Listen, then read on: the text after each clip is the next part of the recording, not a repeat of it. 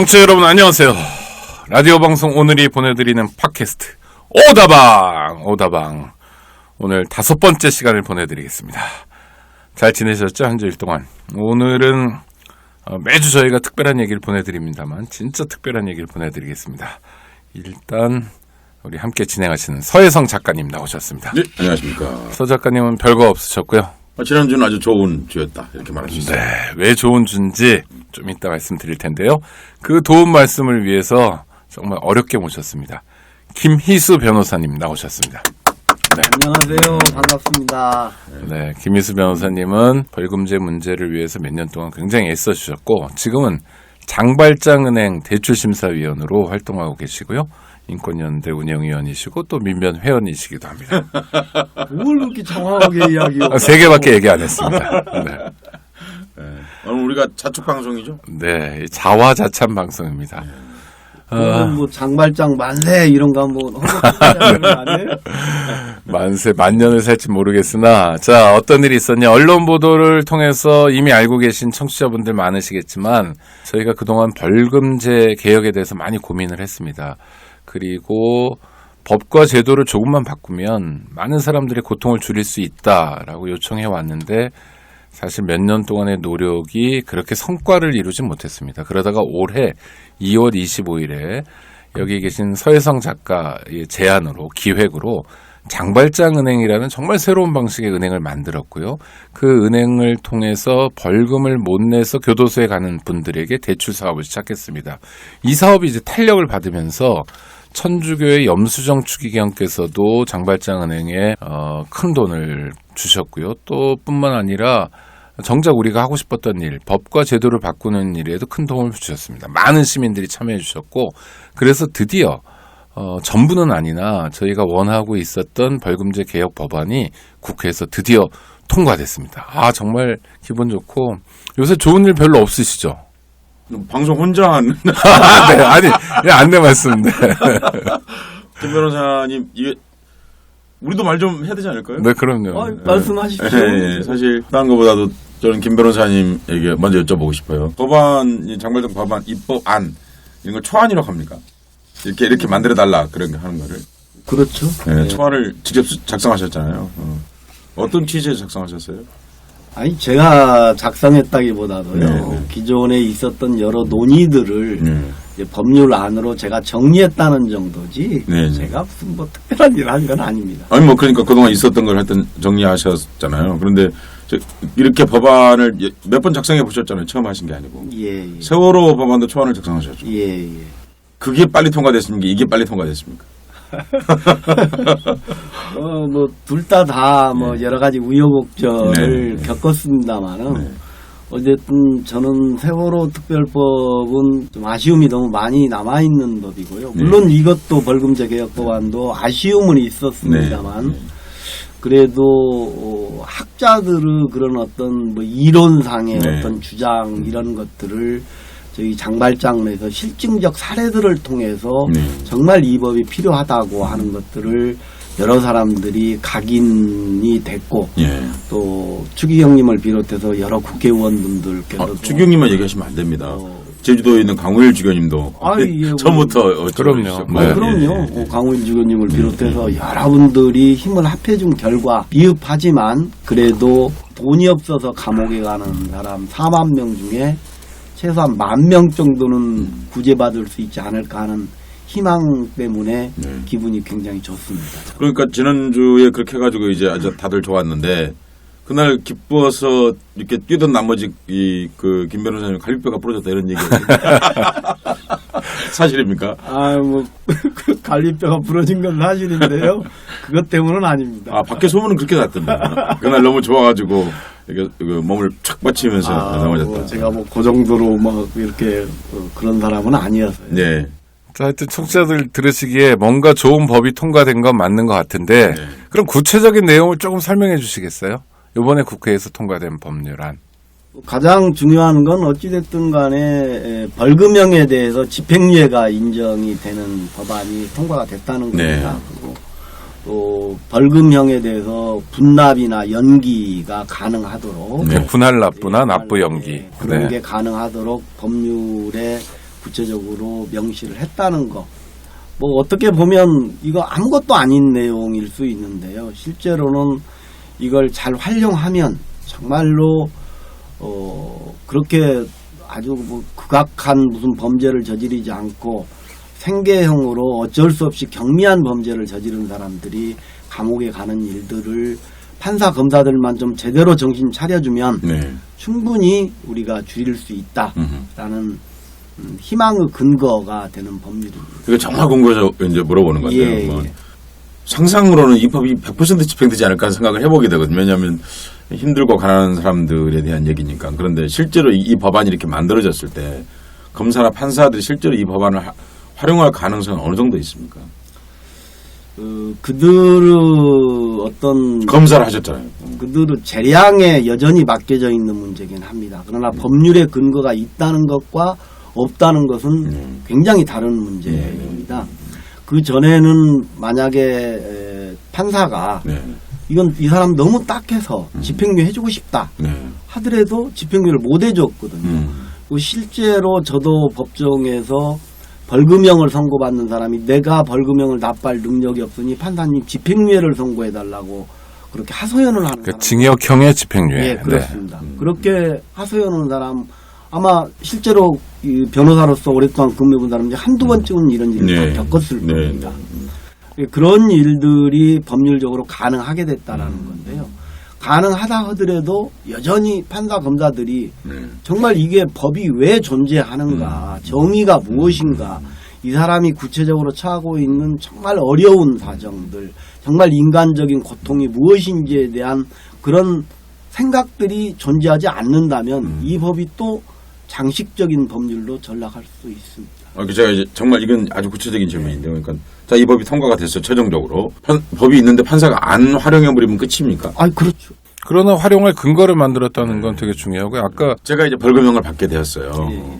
그러면 그럴 때 법정에서 이런 조항이 있으니 이걸 저를 위해서 좀 해주십시오. 이런 요청할 수 있습니까? 본인이 요청을 할 수는 물론 있습니다만 네, 네.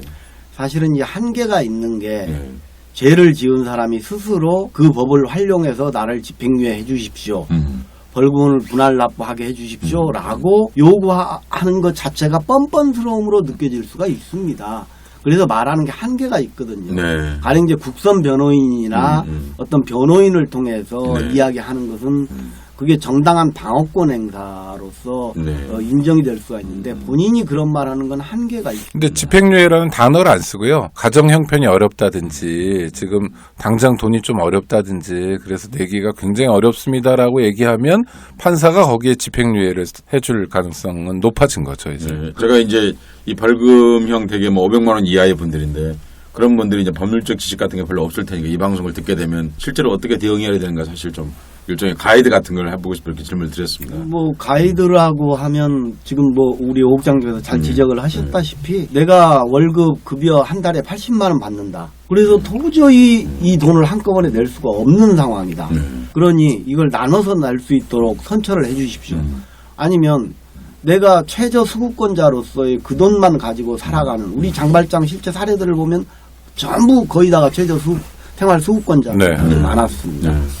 이런 상황이니 벌금을 도저히 납부할 수가 없습니다. 선처해 주십시오. 다시는 안 하겠습니다. 뭐 이 정도의 표현들을 하면 해서 판사들이 정말 고민을 해주면 되는 건데 고민을 안 해준다고 해서 강력 방법은 없다라고. 그렇죠. 그런데 이게 벌금제라는 게 원시시대 고대사회부터 있었습니까? 예, 뭐 옛날부터 있었습니다. 그러니까 좀 약간의 의미는 좀 다르긴 한데요. 뭐 전부 다 기억하다시피 함무라비 법전 누구나 다 기억하지 않습니까? 뭐 그런데도 보면은 가령 뭐 가축을 한 마리 훔쳤다. 그럼 10배로 배상을 해라. 뭐 왕이 속전이죠, 속전. 왕이 가지고 있었던 걸 훔친 뭐 30배로 배상을 해라. 뭐 이런 식으로. 뭐 탄료 법칙이라고 해서 동해보고 원칙이라고 뭐 여러 번 뭐 교과서에 뭐 다 나오고 눈에는 눈, 이에는 이. 네. 그런 식으로 있었고요. 뭐 로마 시대에도 마찬가지죠. 우리가 통상 속죄금이라고 부르는 것들이 많았습니다.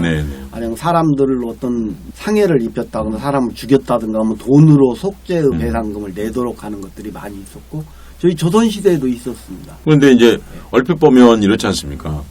어떤 죄가 있는데 지금 말씀하신 것처럼 사람을 괴롭혔는데 벌금으로 대신한다든지 속죄를 대신한다든지 하여튼 하게 되는데 굉장히 그럼 이게 휴머니티가 있는 법률처럼 보이네요. 그러니까 이제 뭐 벌금의 역사에서 쭉 저희들이 보면은 이제 근대적 의미에서의 벌금이라고 하는 것이 이제 지배 구조 하에서 있었던 거라든가 아니면 민사상 손해배상 성격이 섞여져 있었던 겁니다. 속죄금 같은 경우 그게 아니고 순수하게 형벌로서의 의미로서의 벌금형이 된 것은 근대에 들어와서죠. 네.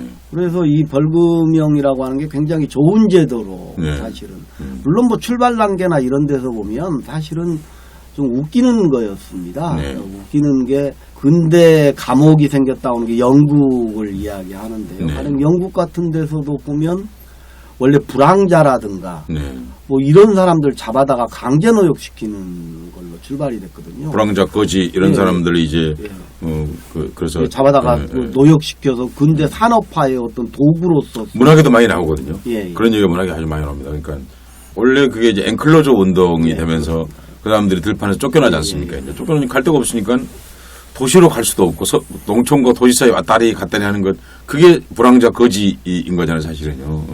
사실 그때가 재밌는 게요. 문학적으로 얘기하면 그때가 동화 성립기입니다. 동화에 보면 왜 길거리 지나가다가 황금 죽고 이런 얘기 나오지 않습니까?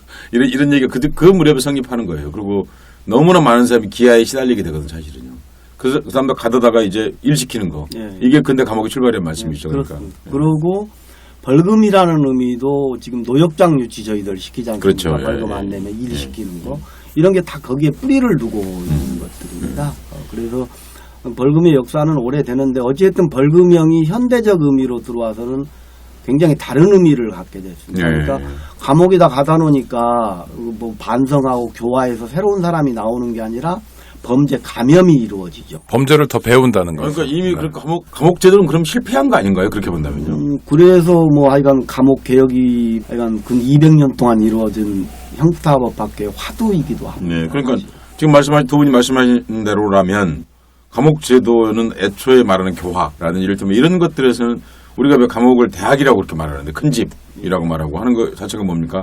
거기서 뭔가 이상한 걸 배워온다는 뜻이 다분히 포함되어 있는 말인데 그리고 더 일탈감도 더 약해지고 이렇게 하면 안 되겠구나가 아니라 도리어 그게 하는 게 너무 자연스럽다는 식으로 받아들이게 되는 그렇다면 교도소에 갖고 있는 징벌의 의미 말고 교화의 의미는 사실상 실패한 거 아니에요? 실패한 거죠. 지금 그러니까 교도소라는 것 자체가 역사적 산물인데 지금부터 조금 지난 미래에 보면 그때 20세기, 21세기에는 사람을 잘못했다고 교도소에도 넣었대라고 얘기할 정도로 실패할 가능성이 높고요.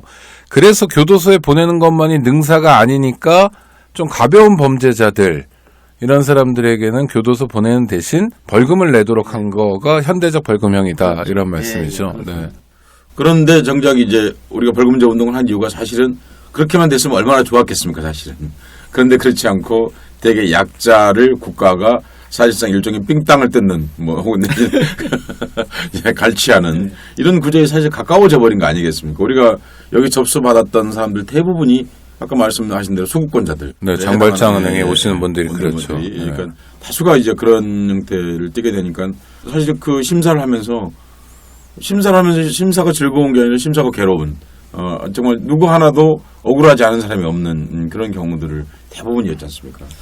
그렇습니다. 그러니까 원래 그런 감옥제도 폐해를 없애고 사실 또 국가도 또 감옥에다 사람을 집어넣으면 비용이 많이 들어가거든요. 올 대략 180에서 200 정도 든다고. 예, 그러니까 비용도 많이 들어가고 그렇기 때문에 감옥에 보내지 말고 이 사람한테 어떤 다시 새로운 사회적인 유대관계를 갖고 사회활동을 하면서 어떤 그런 징벌의 의미, 형벌의 의미를 깨닫도록 만드는 건데 거꾸로 저희 장발장맹에서 보는 사례들은 돈이 없 감옥에 가야 되는 오직 우리가 그 사람만 대상으로 하는 거잖아요. 예, 정말 웃기는 현상이 벌어진 거예요. 그러니까 형벌이 불평등하다는 게 이제 거기서 출발이 됐고 저희 장발장으로 출발점도 그거죠. 뭐 전부 같이 하셨으니까 뭐 다 잘 아는데. 이제 뭐 우리가 운동이 아니 그렇지만은 형벌의 불평등성 얘기하면 늘 떠오르는 사람이 있지 않습니까? 밀라노의 그 유명한 법학자 체사레 베카리아 좀 소개 좀 해주시죠. 베카리아라는 분은 사실은 뭐 그게 범죄와 형벌이라는 그 책이 아주 짧고 얇은 책입니다. 한번 읽어보셔도 좋습니다. 정말 고전이죠. 법을 하는 사람들, 또 법을 하지 않고 사회학이나 이런 데 관심 있는 분들은 정말로 꼭 읽어봐야 돼. 참고로 얘기하면 이탈리아 말로 읽으면 문장이 그렇게 좋다고 그럽니다. 이 글이. 문장이 진짜 읽어보면 너무 유려하고 그러니까요. 아름다워서요. 이게 법률책이라고는 상상이 안 갈 정도로. 우리 법률가들 네. 한 문장으로 모든 판결을 쓰던 그 역사를 그렇죠. 생각해 본다면 베카리아의 이 문장은 문장학 자체도 정말 대단하다. 그때 당시에 근대 형법의 어떤 출발점 네. 이끈 사상적인 지주가 되었다고 해도 결코 네. 틀린 분이 아니죠. 근데 어쨌든 뭐 사형제 폐지론으로도 굉장히 유명하신 분이기도 하고요. 네.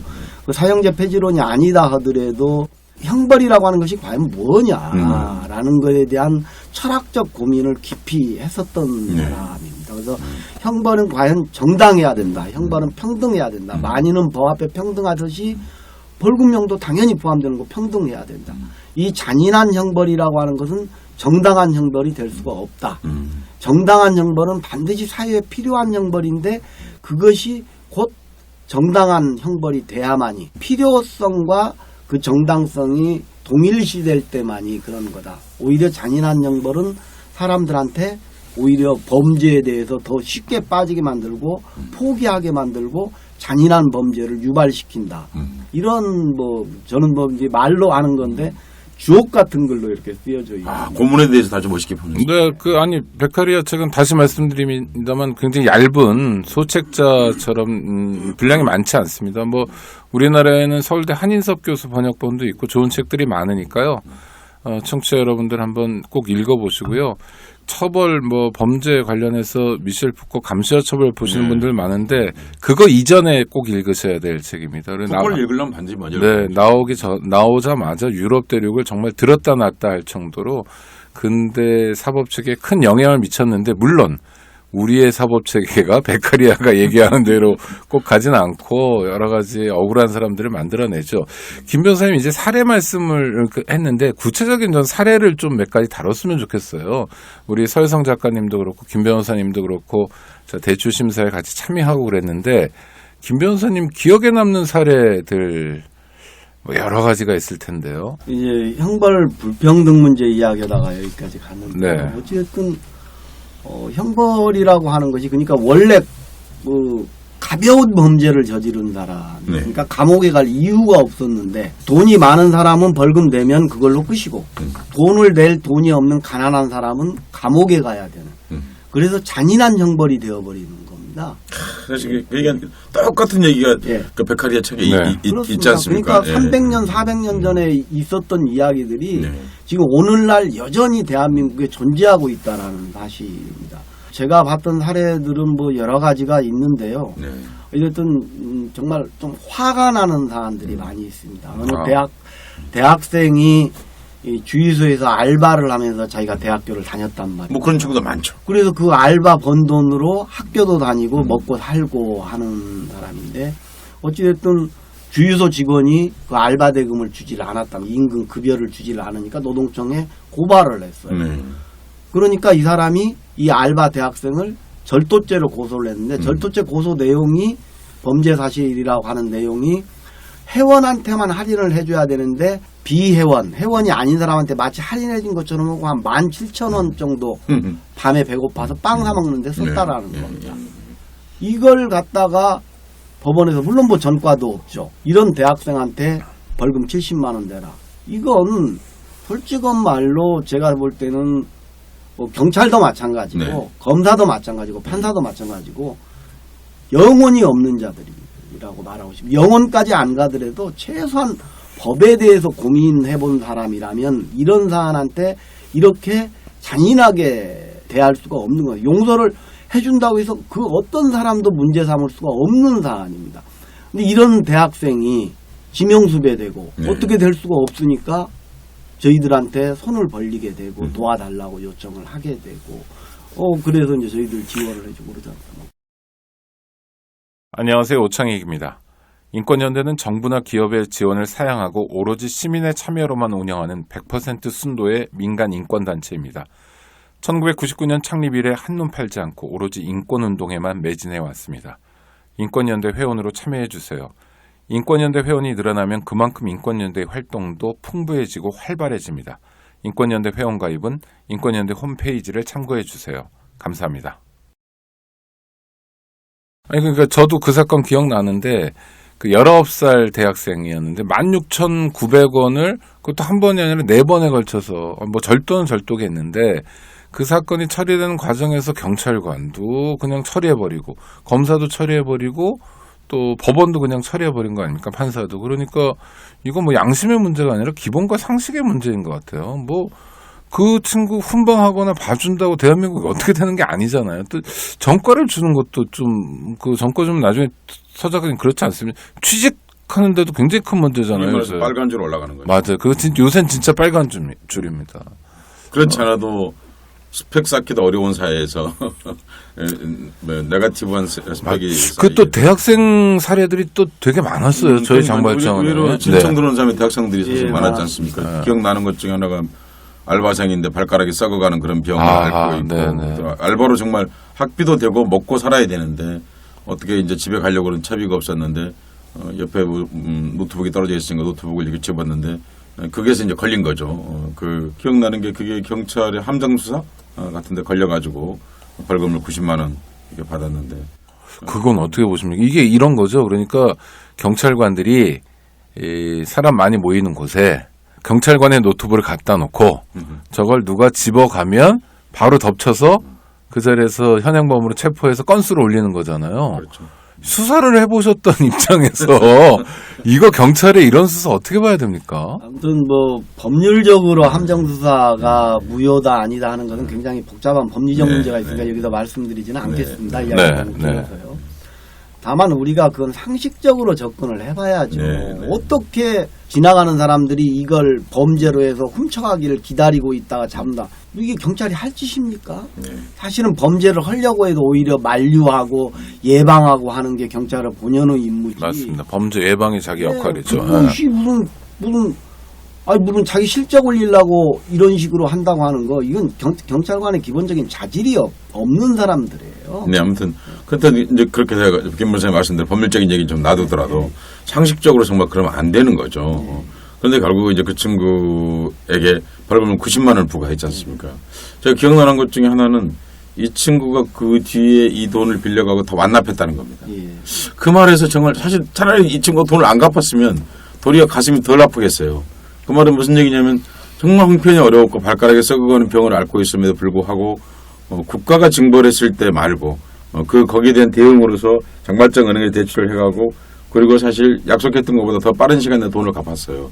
그 말은 무슨 얘기냐면 이 친구한테는 조금만 사회적 아량 내지는 사회적 모성을 발휘했다면 이미 그때도 충분히 그런 일탈을 하지 않을 수 있는 그런 사람이었는데 맞습니다. 국가가 네. 도리어 이 친구의 영혼을 밟아버리고 구겨버리고 상처를 내는 그런 일을 했던 게 그리고 아닌가 돈 싶어요. 갚는 것도 참 감동적인데요. 예를 들면 90만 원이면 저희가 뭐 9만 원씩 10달에 갚아라, 10만 원씩 9달에 갚아라 이렇게 나눠 갚으라고 하는데 네. 이분은 어떻게 했냐면 어떤데 돈 생기는 때마다 3만 5천 원, 뭐 5만 2천 원 이렇게 는 거예요. 조금씩. 그러니까 기한보다 빨리 갚았고요. 그래서 아니 그렇게 무리할 필요 없고 그 정해진 시간에 갚으면 된다. 그러니까 서 작가님 말씀하신 그런 얘기를 그대로 하는 거예요. 아니 고맙고 내가 정말 어려운 상황에서 자기 열심히 살긴 하는데 이제 이번에 대학을 졸업한다고 그러더라고요. 살긴 하는데 목돈이어서 못 냈다. 그러나 조금씩 나눠내는 건 가능하다. 그러면서 다 갚아줬습니다. 네. 근데 서혜성 작가님이 저희 심사할 때에 가끔 하시는 말씀이죠. 단 한 번도 이 세상을 살면서 따뜻함, 예, 배려, 예. 보살핌 이런 것들을 한 번도 받아본 적이 없는 사람들의 삶. 그런 사람들에게 우리가 손을 내밀어 주는 거. 그것 자체로도 그 사람들은 감동을 받는. 예. 정말 그런 사례들을 본다고 하는 게 아까 말씀하신 것처럼 고통스러운 선별 작업. 예, 그러니까 고통스럽게 된 거죠. 이번에는 근데 제도를 통해서 이것이 조금 가능해질 수도 있겠다라는 게 생긴 거 아니겠습니까? 예. 그 사실 지존파라고 하는 큰 사건이 있었지 않습니까? 그때 그 일을 했던 그 책임자 김기환 그때 그 친구가 했던 얘기가 제가 잊어먹지 않거든요. 그러니까 그 초등학교 때 국민학교 때 성적을 보면 대부분이 수우입니다.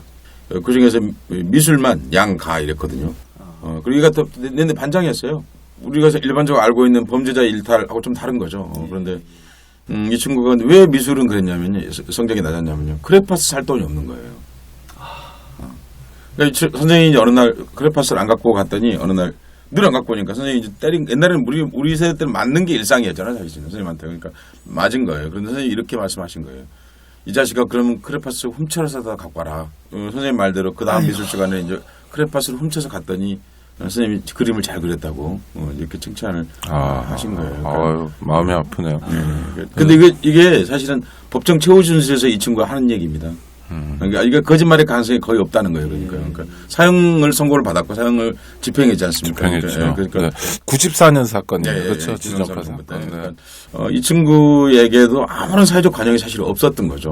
그러니까 그리고 선생님이 그걸 가지고 칭찬을 들었잖아요. 그러니까 그 친구가 했던 말이 그 뒤로 나는 훔치거나 빼앗거나 하는 것들 말고는 내가 세상에 살아갈 방법이 없었다 이렇게 얘기하는 걸 들으면서 우리에게 준 교훈이 굉장히 크다고 생각하거든요. 그러니까 그 대부분의 최초의 소년들 혹은 청년들이 이런 사회에 노출될 때 가장 가슴 아픈 게 뭐냐면 세상에서 한 번도 관용이나 사랑과 만나지 못한다는 겁니다. 제도가 그것과 만나게 해주는 것이 반드시 필요하다는 거죠. 그렇게 되었을 때 그때부터 자기 삶이 내가 사랑을 받아봐야 세상을 사랑하는 거거든요. 네. 제도라는 건 곧 국가네요. 국가. 그렇죠. 네. 김 변호사님 소주 한 병 훔쳐가지고 벌금 물리신 분도 있던데, 그러니까 만취 상태에서 근처에 있는 자기 집 근처에 있는 슈퍼에 가서 소주 한 병 훔쳤다가 그 다음날 잊어버리고 그 다음날 담배 사러 갔는데 어제 갔던 그 사람이다. 그래서 크게 징벌을 받았어요. 왜 뉴스에도 이게 이제 크게 나오고 그랬던 사건인데 우리한테 이분이 이제 그 빌려달라고 신청이 들어왔지 않습니까? 그게 보면 소주 한 병 훔치고 자기가 훔친지도 몰랐으니까 그 다음날 그 같은 그렇겠죠. 가게를 간 거 아니겠습니까? 이걸 벌금 300만 원을 내라고 하는데 이게 지금 국가가 장사하는 겁니까? 이거 이래서는 안 되는 문제입니다. 정말로. 소주 한 병이 얼마죠? 2,650원이었답니다. 그때 그러면 편의점 가게 주인은 2,650원 손해받고 소위 범죄자는 2,650원 이득을 받는데 국가만 300만 원을 벌었네요. 이거 정말로 너무 황당합니다. 이게 판사 검사가 이게 제대로 지금 두 눈을 뜨고 있다라고 상상할 수가 없는 것들이 현재 벌어지고 있습니다. 김 변호사님 검사셨잖아요, 옛날에. 그러니까 그랬을 때는 같으면 어떻게 처리하셨을 것 같으세요? 당연히 기소유예 해줘야죠. 이런 사안은 무슨 형사처벌이 무슨 가치가 있으며 지금 뭐 판사 검사가 무슨 뭐 국고수입 올려주려고 무슨 뭐 곡간지기 역할을 자처하는 것도 아니고 이게 지금 뭐 하는 짓입니까 이게. 정말 화가 너무 나요. 그건 뭐 우리 저희 장발장 대출심사위원으로 참석하신 모든 분들이 다 화가 나는 사안이지 않습니까? 국가가 이러면 안 되죠. 어떻게 깡패짓 같은 짓들을 합니까? 법의 이름을 질러서. 그러고 이런 건 어떻습니까? 저희가 이제 장발장은행 대출 심사를 해보면 가장 많이 오는 게 자동차 관련 그렇죠. 범죄잖아요. 이를테면 뭐 도로교통법 위반도 있고 또 보험 가입 안 한 사람, 운전면허 없는 사람, 또 사고 낸 사람 뭐 이렇게 있는데 이런 그 가장 많은 그 일반 벌금형에도 도로교통법 위반이 가장 많은데 저희도 대체로 뭐 한 50% 이상이 거의 그렇죠. 그러니까 범죄라는 게 우리 주변에 굉장히 가까운 거다 이런 걸 느끼게 됐는데 이런 거는 잘 돌아가고 있는 겁니까, 김 변호사님? 저희들이 취급했던 사례 중에 보면 단순히 이제 무면허 운전 같은 경우가 뭐 벌금이 작게 나올 때는 뭐 한 70만 원 정도에서 200만 원까지 다양했습니다. 그게 뭐 전과 차입니까? 아니면 전과 차이라고 특별히 보여지는 면도 없고요. 기준이 없는 겁니다. 이건 고무줄이에요. 실제로 저희들이 취급받던 사례 중에서 보면 가령 뭐 신호 위반했다, 중앙선 침범했다. 그래서 뭐 2주 상해가 났다. 2주 상해니까 70만 원, 3주 상해면 100만 원.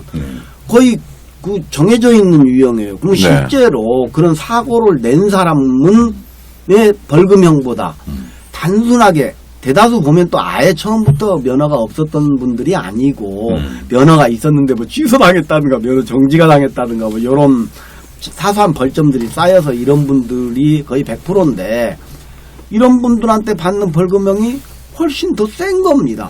그리고 그 벌금이 기준도 없어요. 그러니까 이런 걸 과연 진짜 벌금이라고 할 수 있게 어떤 사람은 똑같이 무면허 운전했는데 70만 원 내라고, 어떤 사람은 200만 원 내라고 그러고, 교통사고 낸 사람보다 더 많이 내라고 그러고. 국장님, 네. 1년간 벌금으로 벌어들이는 국고 수입이 얼마나 정도 됩니까? 정확히는 모르겠는데요. 우리나라 1년 예산 중에 세금 말고 수익 걷어들이는 게 대략 30조가 넘습니다. 그렇게만. 네. 세외 수익이라고 부르는데요. 그런데 그게 뭐냐면, 네. 그게 뭐냐면, 벌금, 과료, 몰수, 추징, 과태료, 이게 다 합하면, 그 정도가 됩니다. 그러니까 사실 어마어마한 돈이고요. 이 사회운동하는 사람들 얘기는 MB 정부 출범 이후에 더 많이 늘었다. 그럼요. 특히 박근혜 정권에서 뭐 법인세 인하하면서 소위 부자 감세해주면서 세수가 부족하니까 이제 그런 거로 많이 충당을 하는데요. 이런 통계는 기억납니다. 경찰청이 지난해에 벌금 말고요. 과태료만으로 걷어들인 게 경찰청 하나의 기관이 검찰 말고요. 1조입니다. 정확하게는 9,980 몇 억인가 이렇습니다. 통계적으로 국가가 어마어마한 하고 돈입니다. 있다고 네. 하는 게 거의 드러났다고 봐야 되겠네요. 네. 어마어마한 돈입니다. 예. 그러니까 세외 수입이 총 30조. 31, 2조 하여튼 30조. 네, 30조. 안팎이다. 네. 예. 거의 큰 지자체 하나를 운영하고 남는 돈이네요. 그렇죠. 네. 애지간한 지자체는 아니고 서울시 정도 돼야 이제, 네. 네, 어찌됐든 벌금이 고무줄처럼 검사 출신이라서 맘대로 그렇죠. 하면 안 되는 거고 국민이 누가 그게 자기가 지은 죄과에 대한 정당한 형벌이라고 받아들일 수 있겠습니까? 아니, 그렇죠. 어떤 사람은 똑같은 범죄인데 70만 원 받았고 200만 원 받았고 그래서 서로 알게 되면 네. 이건 국가 불신이고 법 불신이잖아요. 그렇긴 하지만 사실 이제 도로교통법 위반으로 이제 우리에게 신청 들어오는 사람들 대부분이 사실은 행계형이었다는 겁니다. 그러니까 자동차 면허증이 없어지면 이걸로 벌금형 처벌을 받으면 생존 자체가 불가능. 맞아. 용달하거나 배달하시거나 이런 분들 많았죠. 네. 그러니까 참 왜 우리는 판검사나가라고 할 수 있는 사람들이 조금만 더 인간의 눈으로 그들의 행위를 바라본다면 사실 장발장 은행의 문을 두드리지 않아도 되는 경우가 많았을 터인데 김 변호사님 왜 그런 거죠? 법률을 집행하시는 분들 국가를 대신해서 집행하는 건데 자기가 국가의 위임을 받았다고 생각하면 훨씬 더 온건하고 내지는 훨씬 약자에 대해서는 조금 더 너그럽고 그리고 부자에 대해서는 좀 강하고 그렇게 대하는 것이 법률이 존재하는 이유일 텐데 사실 법률이라는 것은 애초부터 약자에게는 보호하고 강자에게는 증벌을 강화하는 그런 개념이 없다고 한다면 법률이 존재할 이유가 없는 거죠. 왜냐하면 원래부터 부자나 권력이 많은 사람은 원래부터 고난이 많은 거니까 사실은 그 고난은 제한하려고자 하는 것이고 약자는 보호해야 법률이 갖고 있는 법 앞에 평등이란 말이 진정한 내용적으로 완성되는 것인데 왜 이런 약자들에 대해서 법률을 이렇게 가혹한 것입니까? 워낙 훌륭하신 일들을 하고 계셔서 그분들이요? 제가 뭐라고 할 수 없고 다만 제가 말씀드릴 수 있는 건 법조인 한 사람으로서 죄송스럽고 부끄러운 마음이 많이 들어갑니다. 특히 이 장발장 은행을 보면서 이 영혼 없는 자들의 그 휘두르는 칼들에 의해서 어떻게 이렇게 사람들이 쓰러져 가고 고통받는가 하는 것들을 직접 볼 수 있어서 제가 그냥 추상적으로 생각하는 사회적 약자라는 의미와 구체적으로 장발장 은행을 통해서 들여다보게 된 사회적 약자라는 의미가 전혀 다른 걸 깨달았습니다. 그게 제가 가장 크게 느낀 교훈이라면 교훈인 것 같습니다. 이번에 이런 생각이 들더라고요. 우리가 이제 대략 해마다 43,000명 이상이 올해는 오창석 선생님 5만 명 넘을 것 5만 명 같습니다. 넘을 것 같아요. 아주 최고치를 비극적인, 기록할 것 같은데 그 말은 무슨 얘기냐면 국가의 징벌권이 그만큼 강화됐다는 뜻이기도 하고 생계형 내지는 벌금을 낼 수 없는 형편에 도달한 사람이 많아졌다. 경제적으로 어렵고 민생이 도탄에 빠진 거죠. 그렇죠. 네. 그런 상황인데 이렇게 많은 사람들에 대해서 김 변호사님 이게 53년도에 법률이 만들어졌다고요? 벌금제 제도라는 것이요? 53년도에 만들어졌는데 네. 그게 한 번도 뭐 작년에 그 허주호 황제노역. 황제노역 그것 때문에 좀 문제가 돼서 그게 뭐 이렇게 구분을 해서 벌금 뭐 5억 이상이면 얼마, 50억 이상이면 얼마 이런 식으로 좀 나눠놓은 그런 개정은 있었지만 이번처럼 근본적인 개혁은 없었습니다. 아니 53년이면 지금 몇 년이 된 겁니까? 60년이 넘은 그때 태어나신 분이 63입니다. 그러니까 60년이 넘은 이런 상황인데 이렇게 한 번쯤은 한번 들여다보고 했으면 좋았을 텐데 저는 이런 생각이 들거든요. 인구의 한국인의 빈곤에서 5 내지 10% 이하의 사람들에 대해서는 법률을 만지는 사람들은 관심을 안 갖는구나 하는 생각을 사실 좀 했어요. 왜 이런 게 개정이 한 번도 시도가 되지 않았을까요? 더구나 53년 그러면 전쟁 뭐 이러고 무슨 법률을 제대로 만들었다기보다 후다닥 했을 것 같은데. 일본법 뺏겼죠. 일본법. 네. 말씀하신 것처럼 뭐 일본법 그대로 갖다 베꼈다라고 해도 과언이 아니고요. 아니 실제로 베꼈죠. 그 이후에 몇몇 학자들이나 이런 분들이 문제 제기는 꾸준히 있어 왔습니다. 꾸준히 있어 왔는데 아무도 관심을 안 기울여 준 겁니다. 그러니까 실제로 그런 문제 제기가 있을 때 법률을 만드는 국회의원과 행정부에서 관심을 갖고 이런 문제들을 우리가 어떻게 고민해서 해결할 것인가에 대한 해방책이나 이런 것들을 내놔야 되는데 이런 게 전혀 없었던 겁니다. 그러니까 그냥 말로만 이야기가 되다가 끝나버리고 하는 일들이 반복이 됐었고, 다행히 이제 저희 다행인지 불행인지는 모르겠습니다만은 장발장은행을 계기로 여러분들이 관심을 가져줘서 처음으로 이제 벌금형에 대한 손을 보게 됐다라는 의미인데, 근본적 개혁은 여전히 과제로 남아 있고요. 제가 여쭤보는 건 이런 겁니다. 그러니까 실제로 이 벌금제에 의해서 피해를 본다고 할까, 아니면 그걸로 더 어려움에 처하게 되는 사람들은 정말 약자들이지 않습니까? 이 법 말고도 거기에 해당되는 사람들의 법률은 좀처럼 안 고쳐지겠군요. 그렇다면요. 아무튼 제가 무슨 법철학이나 법사회학자들 이야기를 원용하기는 그렇습니다만은 실제로 법이 운영되는 실태를 보면 법은 권력의 편이었지 한 번도 사회적 약자의 편이었다라고 보는 사례가 굉장히 드물다고 생각합니다. 오히려 사회적 약자의 편을 들어주는 법 집행이라든가 판결이라든가 이런 것이 가끔씩 미담으로 언론에 보도되는 정도가 대한민국 사회다.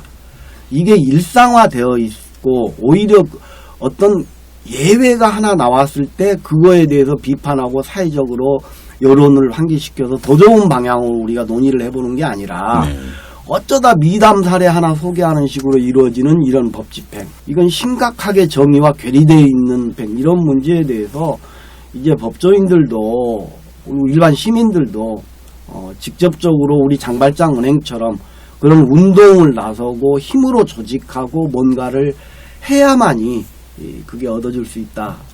우리 장발장 은행에 오창희 국장이 있어서 가능한 거지만 일반인들은 어떻게 그게 가능할까요? 아니요, 제가 뭘 한 게 있는 거 뭐 그런 것도 전혀 중요하지 않고, 만약 제가 뭘 하려고 했다고 하더라도 서 작가님도 마찬가지. 어떤 아이디어를 냈다 하더라도 집행이 돼야 되고 시민들이 참여해줘야 되고 또 누군가는 귀 기울여줘야 되고 공감해줘야 되고 이래야 일이 되는 거니까요.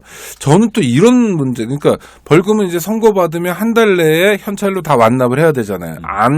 그때까지 안 내면 그때부터 이제 소위 수배가 되는 거 아닙니까? 그 수배하고 또 뭐 압류도 하고 이런 것도 참 물론 뭐 당연한 절차라고는 하는데 비인간적이지 않나 하는데, 김 변호사님 어떠세요?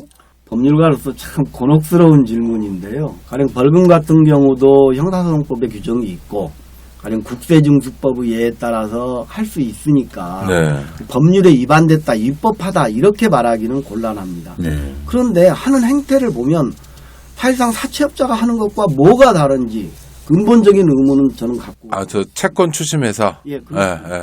이게 마치 정말로 아이들이 아파서 병원 갈 돈도 없고, 아이들이 학원비 간다고 돈을 달라고 하는데 줄 돈도 없이 그렇게 사는 사람들한테 이런 문자가 오고 빨간 글씨로 쓰여진 강제집행 예고장들이 집으로 날아들고, 그래서 무서워서 밤에는 불도 켜고 자는 사례들을 저희들이 봤잖습니까? 맞아요. 네. 밤에 무서워서 불을 켜고 못 잔다는 겁니다. 너무 무서워서 자기 잡아먹는 이제 그렇죠, 당연하죠. 쫓기는 사람의 마음이 그렇죠. 이게 어떻게 사채업자들이 채권 추심하는 것과 무엇이 다른가? 사실 우리가 사회적으로 조사를 다 안 해봐서 그렇지 짐작한데, 벌금형으로 이렇게 받고 벌금을 못 내는 사람들 중에 정말 이 세상 살기 싫다라고 느끼는 분들이 굉장히 많을 거라고 생각합니다. 왜냐하면 채권 추심 받는 사람들의 3분의 1 정도가 자살을 기도하거나 하여튼 심하게 충동 느끼고 그런 측면이 실제로 있거든요. 근데 국가가 어차피 가난해서 못 내는 이 사람들에 대해서 지금까지 생각해오지 않았다는 건 참으로 놀라운 일이고, 그런데 뭐 집행유예도 생기고 이제 좀 분납도 할 수 있고 연납도 할 수 있고, 이게 언제부터 이렇게 되는 건가요? 될까요? 시행이 언제부터 될까요? 2년 뒤라고 하는데요. 참 가슴이 2년 동안 어떻게 그럼 장발장은행 2년 더 유지해야 된다는 얘기잖아요. 기본적으로는 그렇게 되겠는데 이게 좀 땡겨서 시행할 수 있는 방법은 없습니까? 뭐 이미 네, 국회의원 법사항이어서요. 왜 네. 2년 이렇게 유예를 두는 거예요? 자기들끼리는 아마 새로운 제도의 도입이어서 이 제도가 정착할 때까지 뭐 이 정도 시간이 필요하다는 건데 그 못마땅한 처사입니다. 실질적으로 55년 만에 시행되는군요. 그러니까 65년 만에. 65년 만에. 참 답답하네요. 그런데 이제 만약 이제 그 법이 다 시행됐다 쳐요. 그렇다 하더라도 여전히 문제점은 남아 있지 않습니까? 여기 서양 사례나 저기 오 국장님 우리가 이 운동할 때 했던 얘기 중 하나가 독일 축구 선수 발락의 경우. 네, 미하일 발락. 네, 2002년 월드컵 때 준결승에서 대한민국의 골문을 갈라가지고 대한민국을 이제 4강으로 떨어뜨린 레버쿠젠 손흥민이 뛰었던 레버쿠젠에서 은퇴했는데 은퇴한 직후에 이제 스페인에 가서 과속 운전을 하다가 1만 유로의 벌금을 받게 됐습니다. 이거 우리나라 돈으로 1만 유로니까 뭐 1,400만 원 정도인데요. 변호사를 통해서 이런 입장을 밝혔어요. 내가 유명 축구 선수인데 은퇴했다. 유명했다고 돈 많다고 착각하지 마라. 이건 과하다라고 했는데 독일 네티즌들이 막 뭐라고 그런 겁니다. 야, 너가 은퇴한 지 얼마 안 됐는데 은퇴하기 직전에 주급이 10만 유로였거든요. 그러니까 그 정도 많이 벌면 그렇게 많이 벌금 내는 게 당연한 거니까 빨리 벌금 내고 들어와라. 그러니까 발락이 입장을 바꿨어요. 변호사가 자기하고 의논도 안 하고 엉뚱한 얘기를 했다.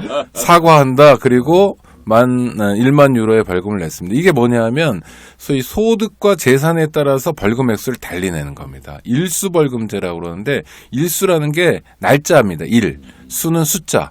그러니까 벌금 100만 원형 선고하는 게 아니라 벌금 열흘, 100일, 20일 뭐 이렇게 선고하는 겁니다. 이런 것도 우리가 꼭 해보고 싶은 거죠, 김 변호사님. 원래 저희가 운동할 때 만든 법안에는 일수벌금제가 핵심이었습니다. 근데 뭐 훌륭하신 정부 고위 관료나 이런 분들 모두 일괄적으로 하는 소리가 시기상조다. 그리고 왜 우리는 좋은 건 다 시기상조라고 근데 시기상조 얘기를 수십 년째 하고 계세요. 자기들이 하면 뭐 시기상조가 아닌데요. 뭐 다 남들이 아름다운 일이나 좋은 일을 이야기하면 시기상조를 다 몰아붙이는 것 같습니다. 네, 그래서 좀 저희들은 굉장히 아쉽죠. 네. 뭐 여기 선생님도 그렇고 우리 옥장님도 그렇고 굉장히 아쉬운 마음은 갖고 있지만 이건 이제 다시 저희들이 해야 될 운동이라고 생각을 하고 있고 그래도 이 정도나마 귀를 기울여 준 게 대해서 고마운 마음으로. 저는 이제 이런 생각이 들었어요. 사실은 이 법안이 통과됐다는 소식을 접하면서 그럼 얼른 일수벌금 운동을 해야 되는 게 아닌가 생각했더니 시행을 하려면 아직 2년이 남았더라고요. 그래서 아무리 빨리 시작해도 2년 뒤에 했는데 해야 되는 거 아니었나. 그래서 또 답답하다. 왜냐하면 일수벌금 같은 이제 그런 제도를 가려면 앞에 있는 제도에 문제점이 생겨야 되잖아요. 이제요. 우리는 예상이 되지만 네네. 사회는 또 안 그렇잖아요. 뭔가 1년이라도 해보고 그러면 3년이거든요. 그래서 참 건강하게 오래 살아야겠구나. 이거 꼭 이러고. 아니, 해야 되고요. 아니, 저는 그 일수벌금제 관련해서 신세계 이마트란 기업 있지 않습니까? 네. 거기 정용진 부회장은 뭐 잘 알 텐데 그 동생이 유경 씨라고 있으면 정유경 부사장입니다. 피부치죠.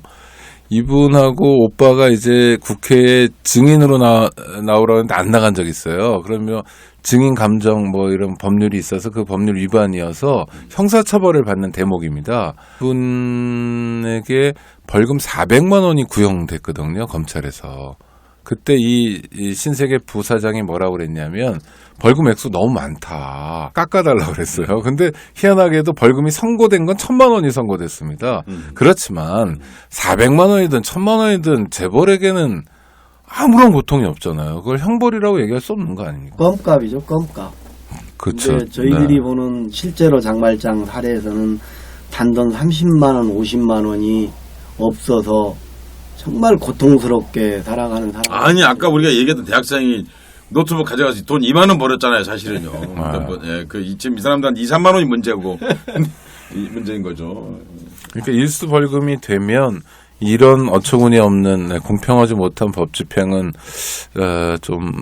해결될 수 있을 거라고. 근본적인 해결책은 형벌의 정말. 불평등 문제는 일수벌금제가 도입이 돼야만이 해결이 되는 문제인 사실 건 그런 생각도 분명합니다. 들고요. 우리가 처음에 이제 그 4.319 운동, 이 벌금제 개혁안 운동을 하면서 생각했던 것 중에 하나가 환형 유치라고 벌금을 못 내니까 이제 다시 그 교도소에 보내는 그런 걸 막아보자 하는 것인데 이 방법 말고도 벌금제의 개선 말고도 뭐 유치하는 것을 좀 다른 개념으로 접근할 수도 사실 있지 않습니까? 아, 벌금을 안 내면 막말로 뭐 너 안 낼게. 그럼 형벌이 아니니까 네. 안 내면 그것도 다른 고통을 줘야 되는데 지금은 교도소만 보내는데 교도소 말고 다른 방법 있긴 있죠. 지금도 2009년에 법 통과돼서 벌금 미납자 사회봉사에 그냥 사회봉사 네. 특례법이라고 하는데요. 근데 이것도 여전히 많은 문제점들이 있고 미비점들이 있어서 사실은 저희가 그 법안 개정안도 만들었지 않습니까? 네, 네. 가령 이제 우리 사회봉사라고 하는 개념을 무보수라는 개념으로만 네, 네. 할 게 아니라 자활적 개념을 해서 그냥 쉽게 예를 들어서 우리 민통선 부근에서 네, 네. 쉬어 있는 휴경지나 농경지 이런 데 너무 많죠. 너무 예, 많죠. 경작하게 해서 그 돈 벌어서 국가에다 벌금 내라 하고 자기도 먹고 살아라. 네. 이런 제도들을 만들자라고 했고 저희들이 만들었는데 아무 관심이 없어서 제가 사실- 폐기 될 거겠죠? 이건 네, 근데 아니 후속과제죠. 후속과제. 후속과제인데 네. 제가 그래서 말씀을 드리는 건데 제가 이거 갑자기 생각한 게 사실 아니거든요. 노르웨이가 핀란드가 그렇게 하고 있더라고요. 예. 그러니까 거기서 그렇게 하면은 근데 정말 재밌는 게요. 주곡은 줘요. 주곡 그러니까 밀은 줍니다. 쌀. 네, 쌀. 우리로 치면, 쌀이죠. 네. 나머지는 니네 알아서 하라는 거예요. 홍수도 대비하고 가뭄도 대비하고 아. 하라는 거예요. 그러니까 그렇게 해가지고 그러면 자기가 자기를 경영하게 되는 거잖아요. 네. 그러니까 혼자 있게 하지 않고 우리말로 하면 교도관이겠죠. 한 타운에 교도관 같은 게 한두 명 있는 거예요. 그리고 나머지 사람들이 이제 그 농사를 지으면서 같이 사는 거죠.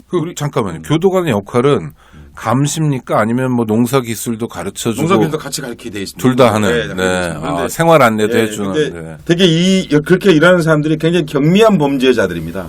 그러니까 그 사람들이 다시 무슨 강력범을 저지르거나 할 가능성이 별로 없어요. 이제 그 가령 살인하거나 그런 사람들은 그런데 오지를 못합니다. 애초부터 그러니까 그렇게 해서 그 사람들이 이제 뭐랄까요 원래 교화의 참 뜻을 실현하는 거죠. 그러니까 자기 자신 노동을 통해서 정말 자기 재능도 발견하고 그리고 자기의 가능성도 발견하고 무엇보다도 그 사람들이 굉장히 부지런한 게 거기서 버는 돈을 자기가 가져가. 그러면은 열심히 일합니다. 그러니까 국가에 누구나. 귀속되지 네. 않고 네.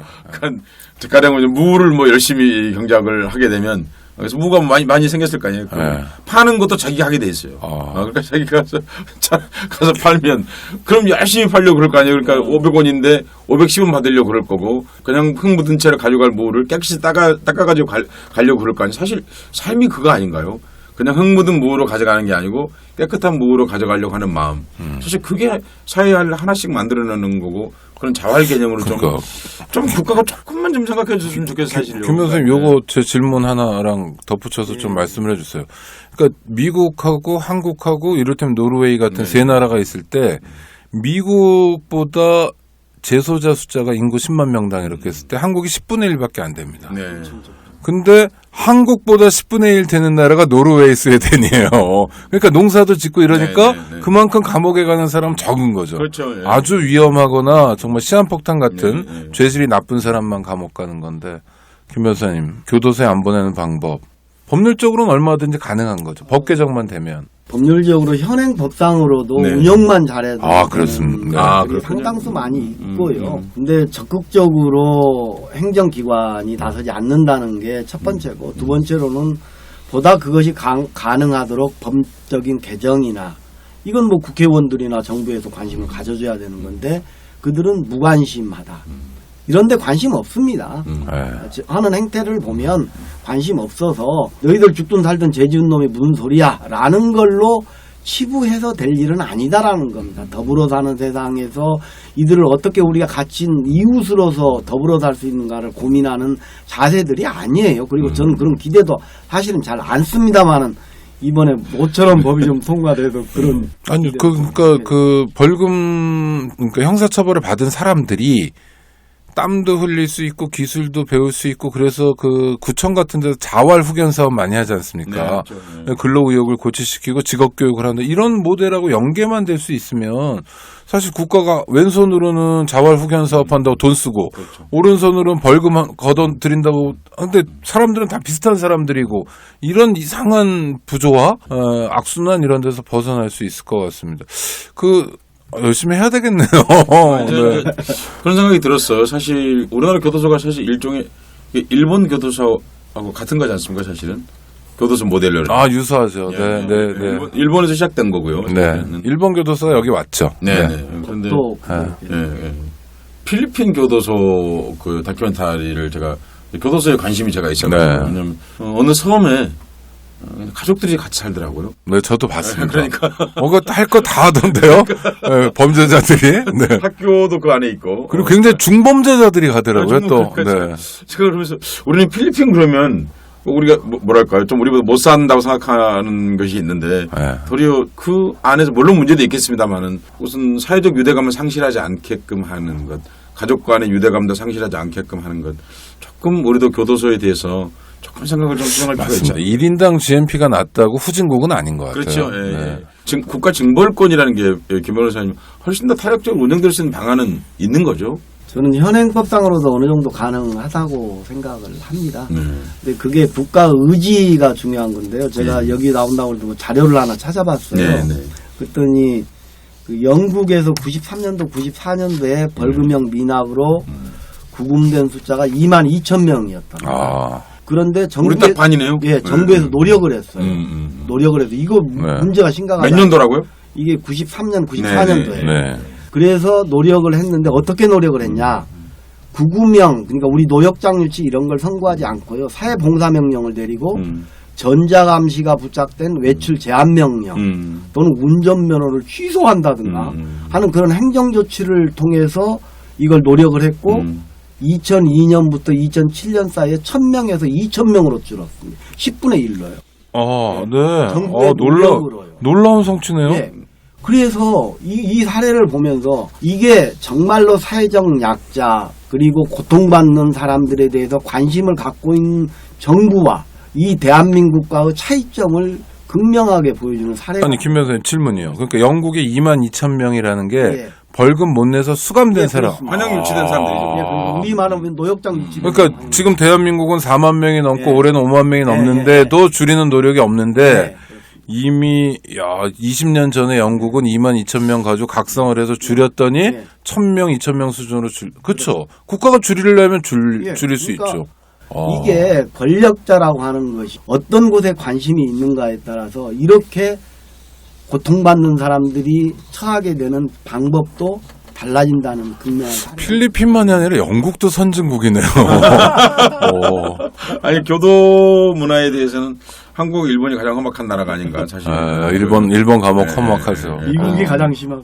미국, 네. 미국 우리가 진짜 가까운 나라들이 주로 후진국이죠. 이제 네. 교도 행정에 그 국가 징벌권 개념으로만 너무 많이 기울어 있고 사실 이제 새롭게 그 사회인을 재구성하고 재탄생케 하는 그런 데는 소홀한 그런 대표적인 국가들이 아닌가 싶은데 우리가 하필이면 가까운 나라들이 되게 이제 그렇게 하게 되는지 그래서 좀 안타깝긴 합니다. 국가의 징벌권이라고 하는 것의 개념을 훨씬 더 인간화할 수 있다.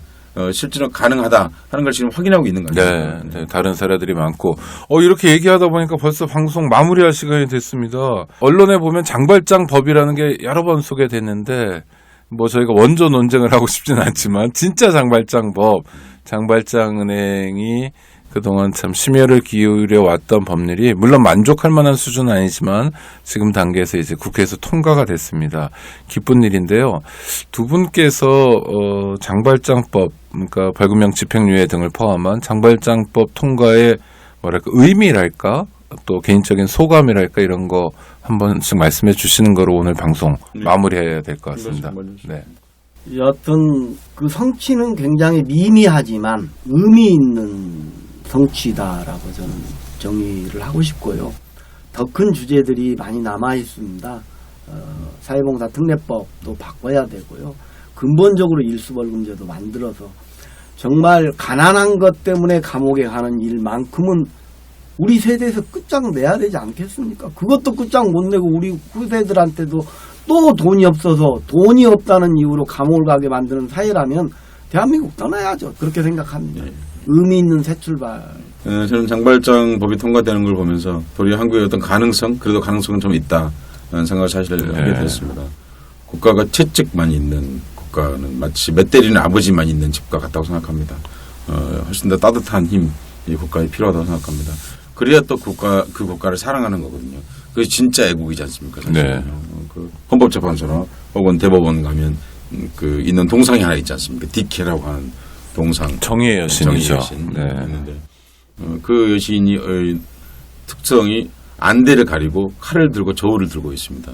근데 지금 우리나라에서 디케 서초동에서 디케가 하는 일은 부자나 강자에게는 안대를 쓰고 그래서 그 약점을 안 보는 거죠. 그러니까 약자에게는 칼을 들고 있었던 게 아닌가 싶습니다. 그래서 마침 또 저울을 들고 있으니 약자에게도 저울의 균형을 최소한의 조금 맞춰줄 수 있는 장발장법이 그런 것을 출발하는 시기가 되었으면 좋겠습니다. 청취자 여러분 어떻게 들으셨습니까? 사실 지금 시대가 모든 게 거꾸로 가는 시대입니다. 거꾸로 가는 속도가 너무 빠르고 현기증이 날 정도이고 거의 40년 전 과거로 돌아간 것 같은 기분이 드는 일들이 곳곳에서 벌어지고 있습니다. 그렇지만 그런 와중에도 여러 사람들의 노력으로 뜻 있는 분들의 참여로 그래도 소중한 성과가 하나 있었습니다. 장발장법이 통과된 거고요. 이거는 김 변호사님 말씀하신 것처럼 정말 가난 때문에 감옥에 가는 건 우리 세대에서 끝내야 되겠다. 또 서혜성 작가 말씀하신 것처럼 이런 거죠. 이제 법이라는 게 꼭 엄한 아버지 옛날식 엄한 아버지가 아니라 자애로운 어머니의 마음으로도 법이 집행될 가능성이 여럿 있고 다른 해외 사례를 통해서도 얼마든지 확인되고 있다고 봅니다. 아직 가야 될 길이 멀은데 또 저희도 두 분 다 같이 가야 할 길 또 뚜벅뚜벅 가겠습니다. 함께 해주시고요. 라디오 방송 오늘이 들려드리는 오다방. 근데 오다방 후원 같은 거 없습니까? 오더방 후원해 주시면 감사하죠.